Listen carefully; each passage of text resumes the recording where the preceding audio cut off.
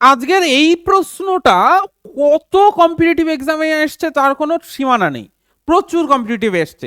তোমার যে আসবে না এটা কোনো গ্যারেন্টি নেই, আসতে পারে। তো এই ধরনের প্রশ্ন কিভাবে শর্ট ট্রিক্সের মাধ্যমে 5 সেকেন্ডে কমপ্লিট করবে, তো ট্রিকটা দেখিয়ে দিচ্ছি, একবার দেখে নাও।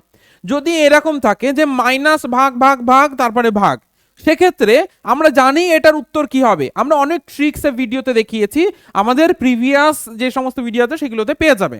এবার কথা হচ্ছে এটা যখন আমরা করব তখন কি 1 থেকে বাদ দিতে হবে, মানে 3/1 বাদ, তাহলে পড়ে থাকবে কত, আমরা 3/2 পড়ে থাকবে, ঠিক আছে।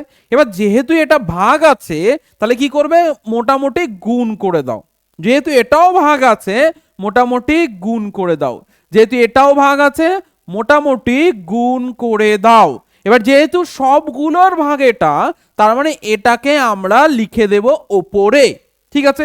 এবার আমাদের কাটাকাটি করার পালা। তো আমরা যেটা করব, সবার প্রথমে আমরা কাটবো, 3 দিয়ে 3কে কাটবো, হয়ে গেল।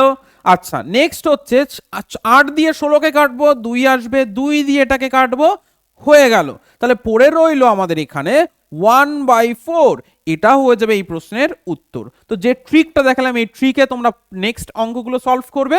আর এই ট্রিক বা টেকনিকটা কেমন লেগেছে কমেন্ট সেকশনে জানাতে একদমই ভুলো না।